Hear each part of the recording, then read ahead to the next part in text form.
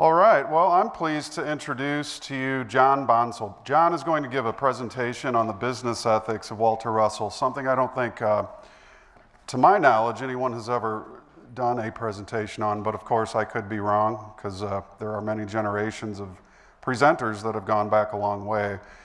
But coming from someone who has been successful in the business world, extremely successful, because he applies the universal laws of rhythmic balanced interchange to his endeavors in all things life, business, and otherwise.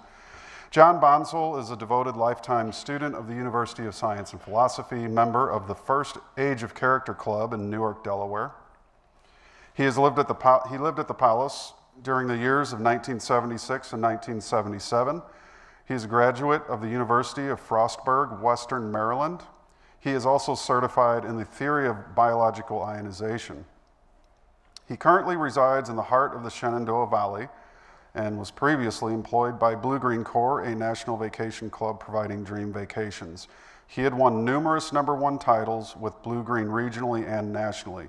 John is recently retired. Please welcome John Bonsall.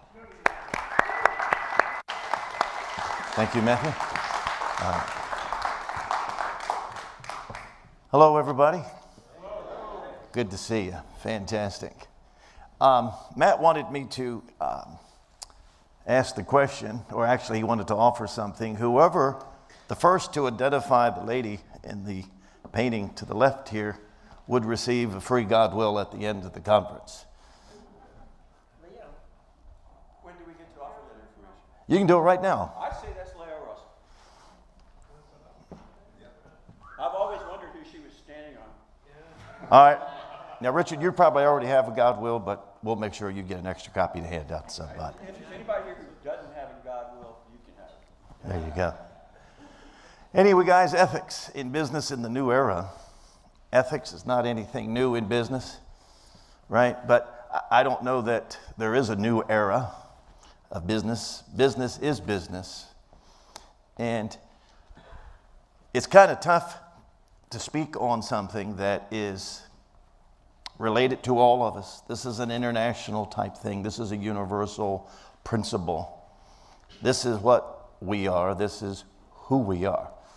You saw the word character come up many times in the previous two speakers.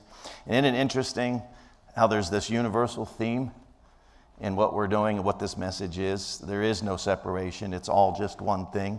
We think it's separate, but it's not. All right. So I wanted to touch base here. Let me see if I can get this thing to work. This is new to me. Definition of ethics. It's pretty simple. Let me read to you, if I may. Definition of ethics is a code of morals, morality, a value system, standards of behavior, decent human conduct, good versus bad, if you will. All right. So, if you understand ethics, so what is it? What does it mean to be ethical? It means do the right thing. Does anybody have to tell you that you're doing the right thing? I don't think so. Doesn't that little silent voice tell you whether you're doing wrong or right? And then you have the other side of the question or the equation is there wrong and is there right? All right. But we all have to have some system, something that allows us to engage with each other. So the subject I have to speak on, which isn't necessarily my favorite, but commerce, business, capitalism. So I have to speak on kind of the opposite of the message. I have to speak about the money god. And unfortunately, that's what drives the world. Okay, so if it's going to be the driver, then let's incorporate it into our everyday lives, into our business lives, so that we can do the right thing, so that we can have that rhythmic, balanced interchange between each other. You know, there is no getting over on somebody. You know, and I have, my professional career has always been in sales. And I always wanted to do the right thing. and you know when you're doing the right thing. And Matt announced to you that I recently retired because I entered for the first time into a conflict with the company that I was working with. They asked me to step aside for someone that wanted to incorporate a system, a philosophy of lies. Tim talked on that earlier today. How frequent does that word come up in everyday life? Isn't it something? So I refuse to compromise my principles, not only as an individual, but I see myself as a representative of this university, as a student. My cousin Jim, I will be ever thankful and indebted to him for introducing me to this message. But when I accepted, and it was a challenge, to become a student of this university, all of us here, when you leave this conference this weekend, okay, you're going to have to decide, okay, am I going to take this knowledge, this information that I am gaining, and will I be able to take it out into my everyday life? Will I be able to apply it, share it?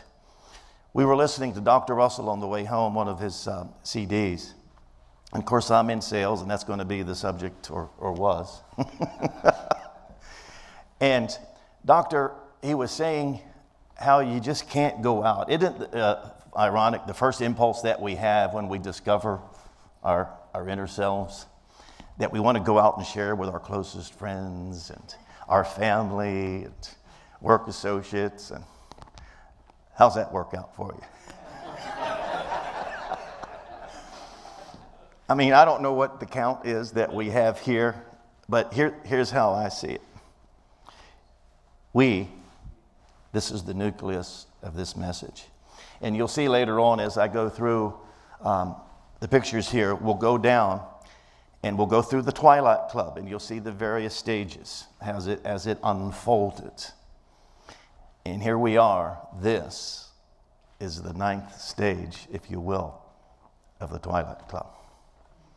Now, I'll allow you to apply your own value system to that, but where's Jackie? What's that number 9 mean, Jackie? There you have it. There's our mission, guys, right there. Our mission is to complete this message. Okay? So, how do we do that? Well, we're not going to do it in an unethical way, that's for darn sure. I can tell you that. All right? Origins of ethics in business. This is what I discovered in my research, that when commercial trade between mankind unfolded, that's basically when ethics were established. Isn't that sad that you have to have an ethical system to do business with somebody else? Now, I don't know what the average median age of our group would be here today. I'm going to guess 40s, 50s, 40s. I like that.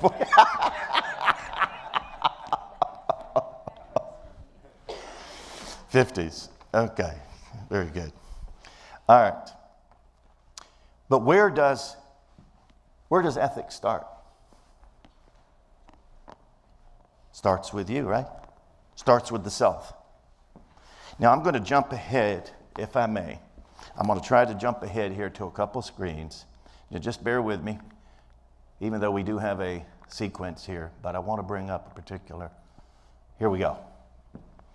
I want to thank Jackie and Jim Porter for supplying this for me, because this was part of their speech last year. Okay? And not to get technical on you today, we're just going to speak in generalities today. All right? But universal law, remember Matt said he could come up with another 30, 40 names for God? There's another one of them, okay? But it all begins with the self. You have to establish your own sense of principles. And of course, you already have them when you unfold anyway, when you decide to come on this planet. Leo's told me that you always pick up where you left off in your soul seed. Right? So you already know who you are. You already have a value system within you. Okay? So then, the family unit. That's where it all starts. If you have a strong family unit, if you have that balance in the family, if you are taught manners, if you are taught what is the proper thing to do, if you are taught respect, so it carries over into your life.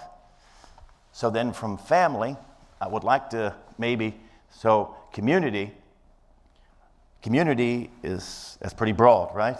So you have your school system.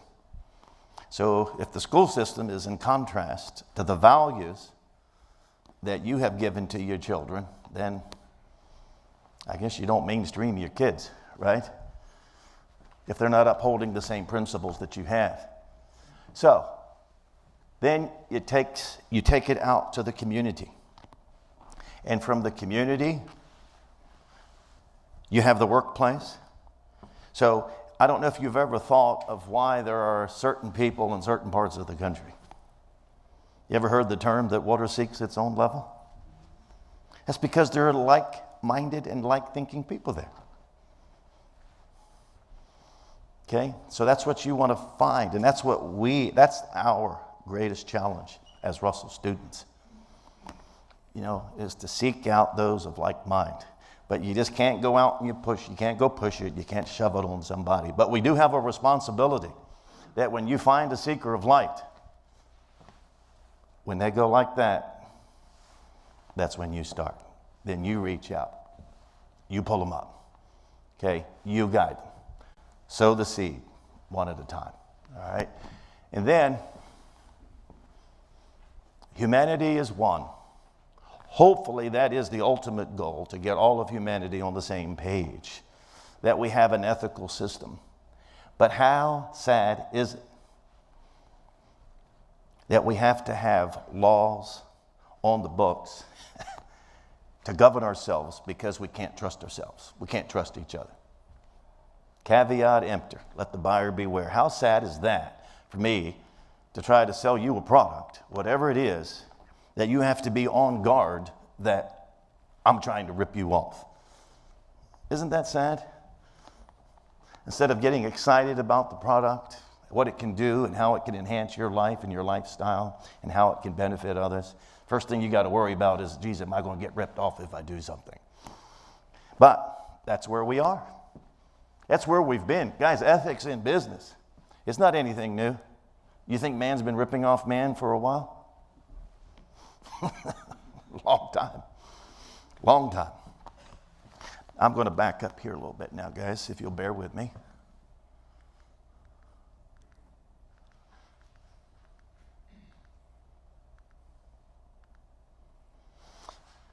Well, we are at a Russell conference, aren't we? So we're going to talk about Walter and Leo Russell a little bit. Even though they've been touched on today, all right, you can't talk enough about Walter and Leo Russell, what they achieved, what they are. All right?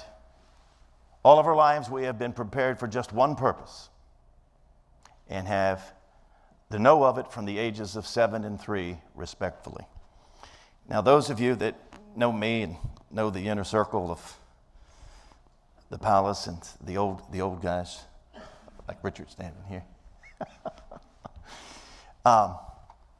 So, in Leo's book, not her book, but in the home study course, when she is describing her path to enlightenment.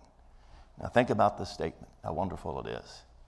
She says, I was born illumined. Try to conceive that. Okay? How many illuminations did Walter Russell have in his lifetime? I think he had one every 7 years, didn't he? And then at the age of 49, boom, the big one. So there's an inside joke that I have that it took Walter Russell 7 illuminations to catch up with Leo. And until he had the big one, it wasn't time for them to meet. So as you guys can tell, I kind of favor my gal a little bit. So anyway, Walter Russell. To one of us, God gave all knowledge of his ways, process, and laws governing the construction of matter and electric motion, so that other men likewise know how God builds his universe. So Dr. Russell, he was given the science, if you will, of the message, even though he was fully aware of all aspects of it. And that was his half. And to the other one, God gave all knowledge of the way of life, which controls the light of his immortality, in order that the coming cosmic age could have a balanced living philosophy. That's where we are. I guess we're in the cosmic age, right? We're no longer in the dark ages, I hope. Technology has moved us way beyond that, right?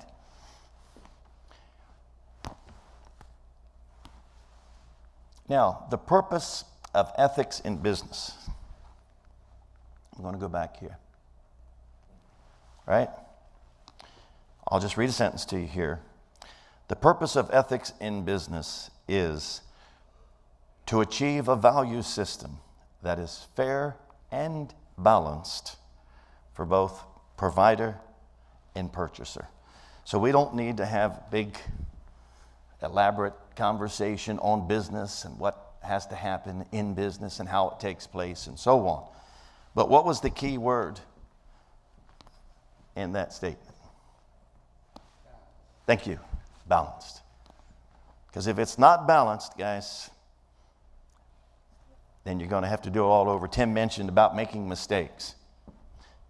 Well, you know, nobody has to tell you when you screw up. You know it, right? But when you screw up, there's a lesson to be learned there. They call it wisdom. How do I learn from my mistakes? Okay? So that is the purpose of ethics in business. So Dr. Russell, Leo, all right? So that is the foundation for me. The Russell teachings is my foundation. So of all the books written, all the philosophies and the religions that have ever been written and talked about, if they don't measure up to the message that the Russells brought, it doesn't cut it, don't need it, don't want it. Okay? All it is just adding complexity to a simple idea. Now, we're going to move forward here a little bit. Thomas J. Watson Sr., founder of IBM. Now, this man was a genius in his own right, okay? Founder of IBM, okay? And his statement, if you will, is think. Wow. I remember when I first arrived at Swatano, Leo had bumper stickers, I think, said think on them.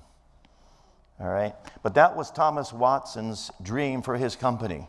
He wanted his employees to not, and when I say employees, you know what's funny? In my research, even back in the 30s, okay, even in the late 20s, even before that, the term salesman or the term sales had such a negative connotation that Mr. Watson changed how they were going to do business. His field representatives, right, his salesmen, he removed the word salesman from their business cards and put the word representative in there just to eliminate that. Because isn't that amazing? Because even at that point, mankind had already ruined it for himself, right? Ripping off each other and so on. So if you were a salesman, that means you were lower than cow dirt, right?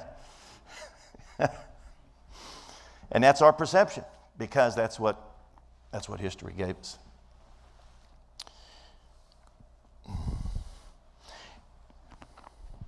I want to back up just a moment, and I want to make something clear here.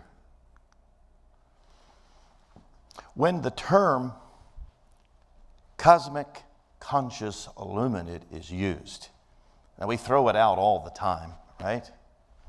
Does anybody know how many cosmic conscious illuminates have unfolded on the planet in the course of human history? You got that right. So how many cosmic conscious 360-degree illuminates have unfolded on the planet? Not very many. Okay? So these people here, all right, this message, it's so important. I feel as though in the latter part of my life here, I have made the decision to dedicate the rest of my life to this message. I am going to take the principles, the wisdom that I have learned in my profession and try to incorporate that into getting this message out. But we take it lightly. You know, when I was reading how Glenn Clark, you know, the author of The Man Who Tapped Secrets in the Universe, you know, he took Dr. Russell on tour. But Glenn's Clark connection was, you know, with established religion. So that really wasn't a good idea to take Dr. Russell on tour and him speaking about himself and the message in the religious community. All right, and so anyway, and one of his, it wasn't a bad habit, but you know, when you're a cosmic conscious illuminate, how do you bring it down to talk to the average Joe? And that was one thing that Leo helped Doctor with big time, is to bring it down so that the average person can understand what they're doing. The average person didn't have that illumination, you know, and it's the wording. I don't know if you guys realize this or not, but the responsibility that we have in this message, the wording is different, isn't it? Did you get some of these words in school? Elementary school? I don't think so. One of the words that the Russells actually, I don't know if they get credit for it. You have concentration, right? So what's the opposite of that they invented? Decentration. Isn't that something? Okay, let's move ahead here a little bit. Now, Mr. Watson, successful businessman, industrialist, but he had a vision. His vision was to create a product, create a company that would enhance humanity's experience with their interaction with each other. Now, when you bought something from IBM, let's take you back, we'll talk about a typewriter, for example, okay? So when you bought a typewriter from IBM, you just didn't get a typewriter. You know what came with it? And that service came in the form of a person. A woman went with that typewriter to help you learn how to integrate that into your business. Okay? So it's service after the sale. Sale doesn't end when that takes place. Service is the continuum of that process. So, think. Thomas Watson, he was original member of the Twilight Club.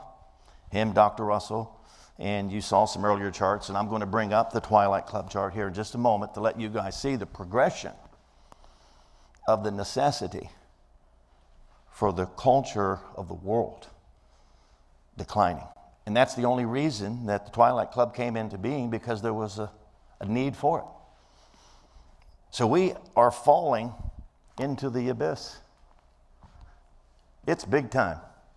And having the privilege of living with Leo and having that one-on-one experience, and she would talk to me about the falls of civilization and what the commonalities were in the fall of civilizations.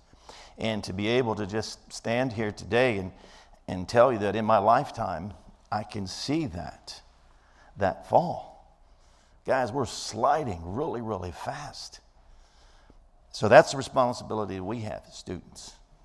All right, and you'll forgive me, Barbara, Lynn, Nancy, Barbara and Nancy.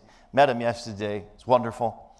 And I looked inside the car, and they had the original blue brochure on Swanano. I was like, my God, I hadn't seen one of those in forever, you know, and that is fantastic. So if Matt or whoever, I don't know if that's still in print or we've redone it, but that is fantastic, guys. Every one of you should read that. And the reason I want you to read it is that you'll find the real mission that Walter and Laz had. So Doctor's commandment in the Divine Iliad was, you find 10 that will find 10 that will find 10. And then it'll turn into legions, right? And then it will get out. So that's our responsibility. So all of you in the audience today, how many of you can say that you've reached 10 people that have bought the home study course or bought a Russell book, did something? So if you haven't, just kind of do a little, check it up a little bit and say, you know what, I'm going to try to go out there and get my 10. But you're actually not going out and getting them. They're coming to you anyway. All right. So, but think, Thomas Watson, so he took that concept of thinking. He was an inspirational man himself. He knew how to go back to zero, get idea, get inspiration, and it worked for him. And the company of IBM is Thomas Watson. But the challenge he had was he had taken it as far as he could go. So then comes the relationship of Mr. Watson asking Walter Russell to come in and take his company and take the philosophy that he had adopted, this think philosophy, and take it to the next level for the company. Okay? And Dr. Russell accepted that challenge. Now, it was kind of a no-brainer for Dr. Russell because Tom Watson and Dr. Russell, they're members of the Twilight Club. And, they took it all the way up to the beginning of World War II. And then it kind of got dissolved. And then hence, we're here today because the University in Science and Philosophy, the Walter Russell Foundation, became after the war, after things had settled. So this is the continuum of the Twilight Club. And we are the 9th stage of it. Okay? So think. There's my boy Doc over there. I think you saw that photo earlier, right? You see, think, right? Tom Watson, Doc. Boys looked awful dap there, didn't they? I like that. Now they say I got a laser here. I'm going to try to use this thing. Hang on a minute. Maybe not. Maybe this is no, I don't want to do that one. There we go. There's Doc, right? Hope you guys don't get mad at me calling him Doc. There's Doc. Now, you notice anything interesting in this photo? Pretty much. Now, there's a few gals in there, okay? But that's just the way it was back then. And I think somebody earlier today spoke on male-female equality, balance. Guys, you know why the Middle East is a warring part of the world? It's just all male-dominated. So until you have that balance, until you have that equality, that's the way it's going to be. But there was a sign of hope a couple weeks ago, saw on the news. Saudi Arabia, for the first time, allowed women to actually drive a car. So there's hope. Okay? So we're moving forward. But now, I just want to touch on sales here. And I really don't want to talk about sales, but this is what I was asked to do. So I'm just going to talk about it for a few minutes. So you got salespeople. You got representatives of IBM. You have to envision a shaft forming, okay? And you have gears on this shaft. But equate a gear to a department, if you will, of your business, okay? Now, Thomas Watson, he's the shaft, okay? So his goal, he knew that he had to get as many of his people, his workers, on the same page as him as possible so that he could get his message of think out. So he hires Dr. Russell to take them to the next level. Now, Dr. Russell lectured, I believe, for 12 years for Tom Watson and IBM. Now, look at this room. I'm going to guess, because it's not quite all of it, would you say there's about, 150, 200 people in that picture, roughly? Okay. Now, anybody ever seen that picture? Okay. All power is from the one. What is one synonymous with? All power returns to the one. So I was able in my own personal journey, as I unfolded with the Russell teachings, because I'm a science guy at heart, but don't have anything to do with science, but I understand it. So I was able to take the techniques, the principles that are in the home study course, all the Russell books, and I'm like, okay, now how can I make my contribution to this message? Okay? And the only way you can do it, guys, all of us that can do it, is you have to exemplify. You have to be the example. You have got to live it. In my recent position, I was moved into a director position, and I have 10, 12, 14 salespeople that I was responsible for. So, in what I had achieved using these principles, so I thought I would share those with these people, right? So the first thing I did is I handed every one of them Man Who Tapped Secrets of the Universe. I said, all right, this is where we're going to start. So go home, take as much time as you need to read it, right? So to this day, I haven't had a single phone call, single question. Okay? It just means they're not ready. They weren't ready. Okay?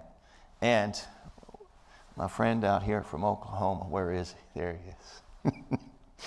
Guys, I'm a crazy guy, all right? But this was so beautiful. I was looking forward to seeing my man. And we communicated. He said, John, he said, I'm having a hard time trying to explain this stuff to a work associate, or I guess it was a work associate, wasn't it, brother?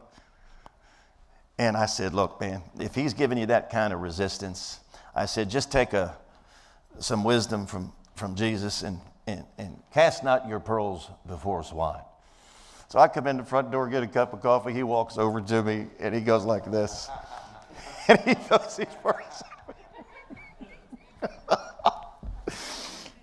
But there is a lot of truth to that little symbolism, isn't it? You ever heard the expression, don't waste your breath? You know, but you know when you're speaking, because light attracts light, doesn't it? You know instantly. I met you two, you had ladies yesterday. Are you kidding me? Instant. Didn't have to worry about anything. All right? But anyway, guys, that's where it all comes from. So Dr. Russell was trying to explain, to get over to these people that in your meditation, you can call it meditation, you can call it silent prayer, whatever you want. But until you get to the one, you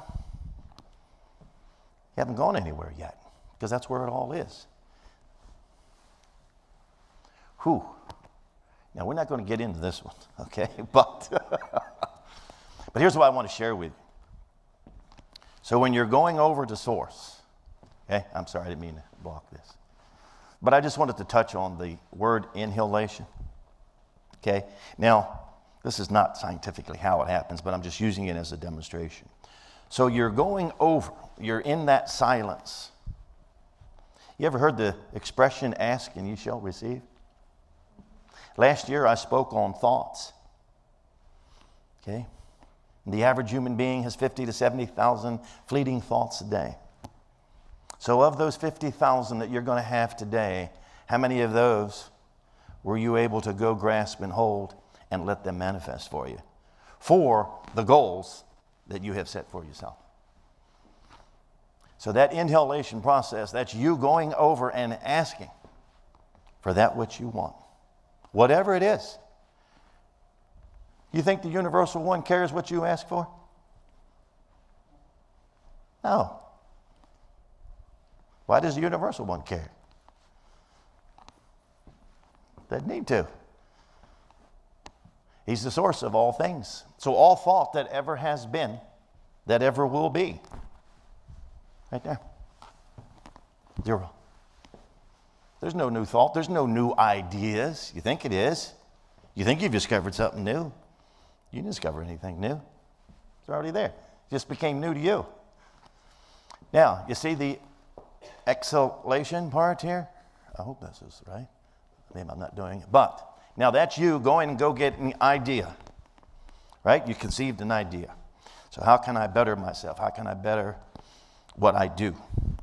So the exhalation part is you now taking the idea and now you're manifesting it, right? You ever heard the word dreamers? You know what a dreamer is?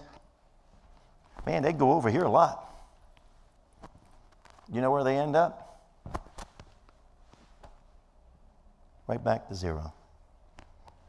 So what is a thought without action? Nothing. Just thought. So that's what Dr. Russell was trying to explain to these people in the best terms that he could, is that if you want to achieve, if you want to be the best damn salesman in the world, he was giving him the secrets how to do it.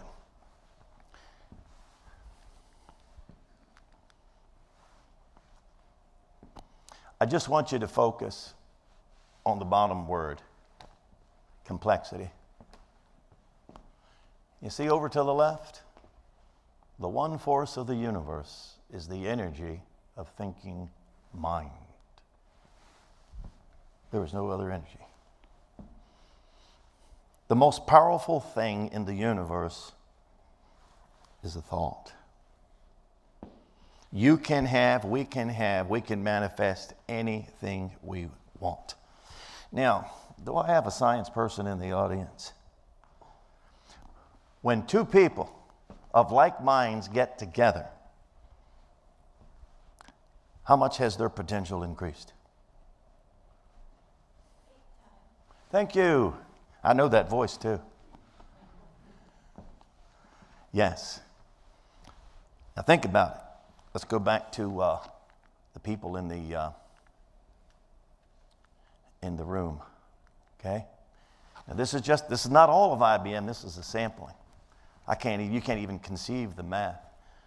But think of Thomas Watson's goal of getting all these people on the same page. How powerful that company would be. Okay?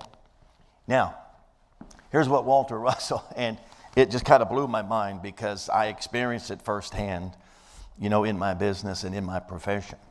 So let's say there's 200 people there, right? So Doc's looking at it, he's talking to them. And it's just not a one-time thing for them. But he said 60% of you in 3 days will forget that we even had this discussion. It'll go in one ear and right out the other. Okay? And then he said 30% of you, you're going to be inspired. And it'll last all of about 2 weeks. And then he said, of the other, what's that leave us, 10%? Of the other 10%, now you're going to get it. You're going to buy in. You ever heard that term? I got to get you to buy in, man. So once you buy in, all right, but of the 10% that buy in, only one will ever take it to the top level. And so those are the percentages. So think how difficult it is when you're doing a business, a startup business, of getting people on the same page as you. Having somebody that has the same work ethic as you, right? You get up early. You guys ever heard the term Lombardi time? You know what that means? Vince Lombardi, Green Bay Packer coach, Super Bowl, that's who the Super Bowl's named after. Well, Lombardi time was, he wanted you to show up 15 minutes early. But if you showed up 15 minutes early, he would say you're late. Okay. So that's a sore subject with Matt, by the way. Sleeping in and getting up late today, that's another story. We'll get into that. Sorry, Ramu. Okay. But just think of those numbers. So the challenge that Dr. Russell had wasn't really a challenge for him, but he went in knowing that's the way it was going to be. But he kept at it for 12 years and 12 years. And today, IBM is still one of the sound. I think they're Fortune 500, aren't they? IBM? I believe they are. Okay. That means that they're doing something right. So that was Doc's challenge, and that was the reason for Walter Russell, Thomas Watson getting together. They were already great friends. They were already great minds anyway, but I think it's awesome that Thomas Watson had that much respect for Walter Russell to ask him to accept that challenge to take his company to the next level. It wasn't like Doc didn't have anything to do, right?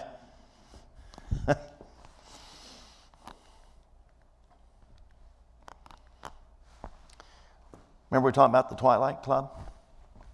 So just take a peek here, guys. Now, over to the left, formed as an ethical and moral movement to bring culture, character, and the practice of the brotherhood of man principle into world human relations. Wow. Isn't that even sad that there was a call for it, that there was a need for it? But that's a measure. That's a measuring stick of us as humanity, where we are. All right? Herbert Spencer stated that our present civilization was at its peak, and it would fall into oblivion within 100 years unless the downward trend was reversed. To reverse this trend, he, with other poet mystics, wrote the Poet's Code of Ethics as a moral basis upon which to build an enduring civilization. So, does structure come from chaos? I don't think so. So if you don't have a code of ethics, if you don't have a set of laws or principles to live by, you're going to destroy each other. Kind of thing. So that was their purpose. Second era, and what I wanted you guys to kind of pay attention to is, you see over here on the left, Boy Scouts, Girl Scouts, Rotary Club, Kiwanis clubs. I don't know if you guys ever knew that this is where their birth came from.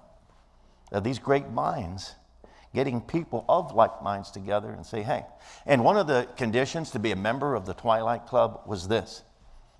Once a year, you had to give something of your profession. So whether you were a poet, sculptor, writer, scientist, something to humanity free of charge.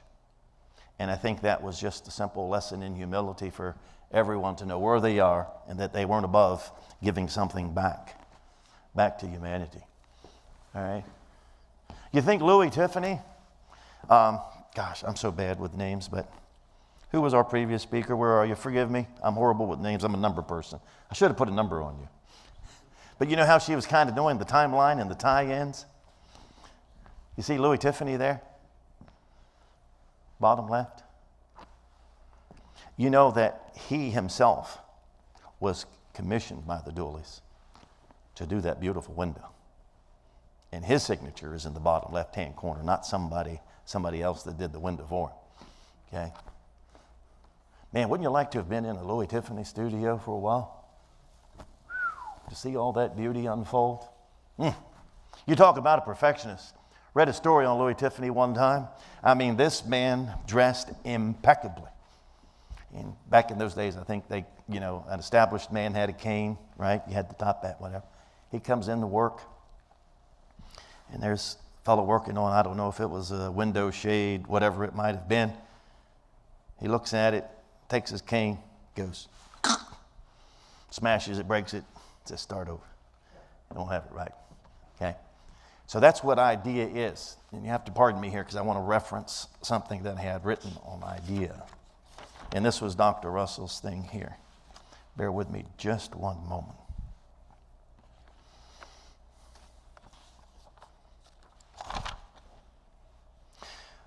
So Dr. Russell, what he also wanted is, as he's speaking to IBM, he's speaking to these people for years. But he also wanted to bring to their attention that the principles of sincerity and being ethical, being a good person, really had to start in the educational system. So that means first at the home, and then in the educational system. And that's what they should be taught to do. That when you enter into that workforce, okay, you should have a mission. You should know what it is. So, to perfect an idea. So when you perfect an idea, what does that result in? Change. What is change? Change means that what we've manifested, we look at it and we go, I don't really like that. Let me see if I can do it better, right? And in my own personal journey, in my sales profession, I was able to learn from mistakes. And I had to teach myself. I had to constantly learn to adapt these principles, to perfect these principles. You're not going to get it right away, guys. But I can honestly stand here today and tell you that I had mastered my profession. And I knew I had mastered it because I had become bored with it. And that was a sign that I knew that it was time to move on. Now, my exit from my business was helped along, if you know what I'm saying. I didn't get the slip, but the message was clear. Okay. But I did, in my exiting from my company, I did text my immediate boss and say that when hard work, dedication, character, sincerity were principles that this company valued, give me a call, I might reconsider. So that's why I had to exit that. I didn't want nothing to do with that. You want to hear a horrible quote in my industry? I was in resort sales. But think of this as a business principle. Lie, cheat, steal, anything to get the deal. Gosh, is that sad? Whew. So I had nothing to do with that. I wanted nothing to do with that. So that's what I tried to do, guys, is exemplify what it was to do the right thing for people.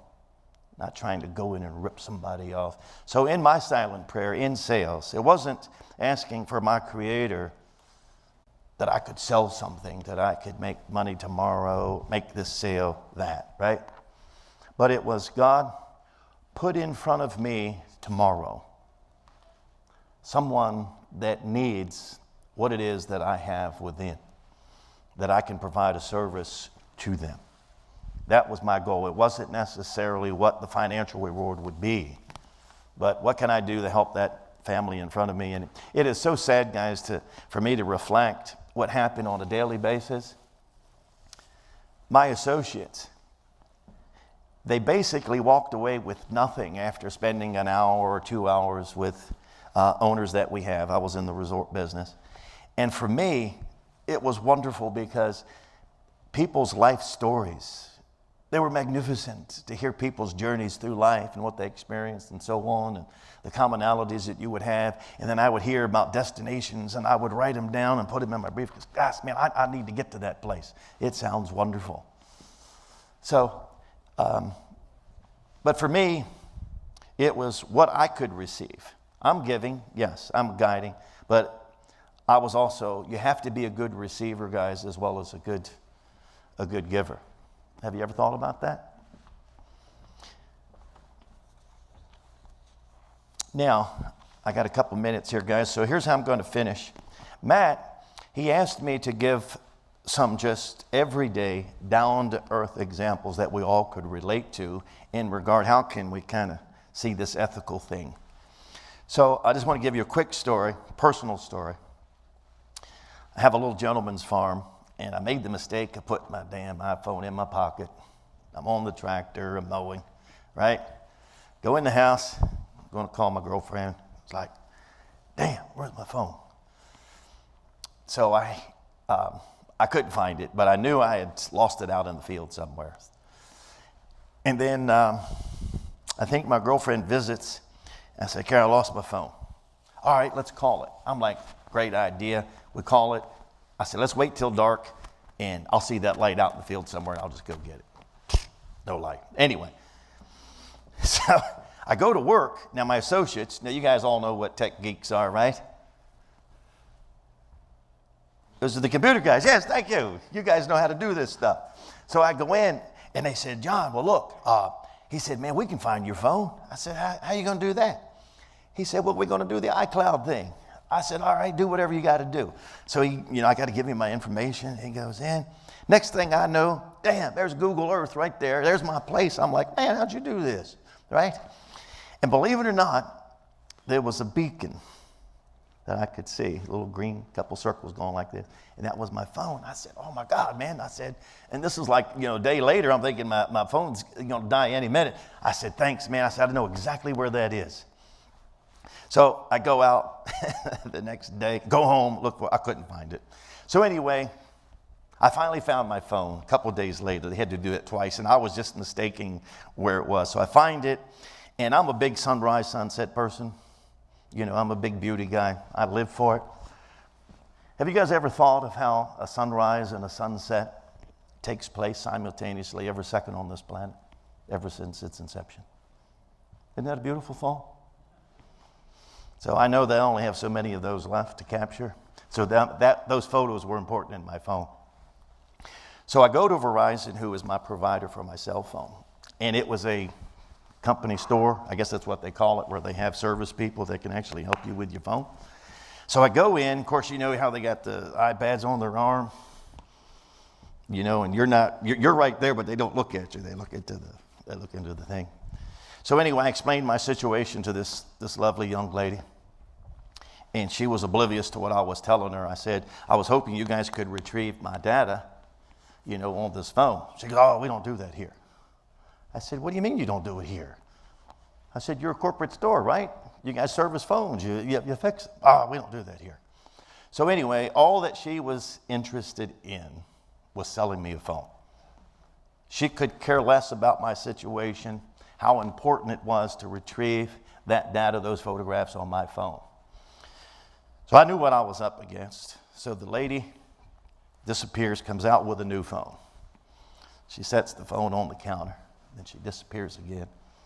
And she came out with a damn box of stuff like this. Sets it on the counter, and it was every accessory imaginable that you could have with an iPhone. And I'm like, ma'am, I said, I don't need any of this stuff. I said, I just need a phone. I need to get my phone back. So she says, well, we're going to have to charge you $25 to activate this new phone. I said, you're going to charge me $25 to reactivate this phone? I said, I'm already a customer with you. And she says, well, that's what everybody does. And I looked at her, and she was young. And I said, just because they do it doesn't make it right. She couldn't get it. She just is in automatic pilot mode. Just keep pushing, right? Manager comes out. I tell him I'm not going to do it. I'm not going to pay for it. So he goes, well, he says, we'll waive it. We'll waive it this month, and then we'll charge you next month. Okay. So anyway, I don't know how long this took, an hour and a half, whatever. And I got to speed this up because there's more to the story. So anyway, the girl puts the new phone in a bag. She goes like this. She hands it to me. So I take the bag. And I said, ma'am, I said, now, I'm walking out of your business the same I walked in. Because, see, I had no contacts on the phone, nothing, couldn't retrieve anything, so I got a blank phone that's basically worthless to me. So I spend $800 to get this new phone. I walk out and I got something that is just as valuable as the crushed phone. So anyway, I leave there, I'm pissed off. But across the street, there's some familiar symbols. AT&T. I went, now there's a name I can trust. So I go in. I had to wait a little bit. Manager comes over, apologized for the wait. I told him my situation, and I was like, yeah, I'll get these guys to help me. I'll take the damn phone back to them, and I'll buy one from AT&T. So anyway, I give him my information, and he brings me over to the screen, right? So I give him my number and my address, and he does the Google Earth thing, and then he shows me AT&T's cell towers. Right? And so service at my house was borderline on one of these circles, this range. He said, Mr. Bonsall, he said, I would love to have your business. He says, but I got a 50-50 shot that I'm going to be able to get you reliable phone service at your house and internet service. He says, if you don't mind, he said, I'm going to ask you to wait 6 months till we get our new tower up so that I can provide you full service with your phone. Now, how's that to a contrast? Two companies in the same business. One could care less, and one saying, I'd love to have your business, but I can't fulfill my end of the contract, right? So anyway, to wrap this up, I just wanted to finish this for you. I leave there, and I go to this place called Batteries Plus, because I had crushed my screen on my phone a couple months earlier. They were kind enough to fix it. And I thought, man, I wonder if these guys could retrieve this information. So I go in. The guy at the counter, he didn't really know what to say, but the manager comes out. And I told him my situation. He said, well, John, he says, if you'll sign a disclaimer, he said, well, take a look at your phone. Yeah, no problem. Okay. So he takes me to the back. He's tearing this thing apart. He goes, whew. I said, I don't know if we're going to be able to do anything with this, right?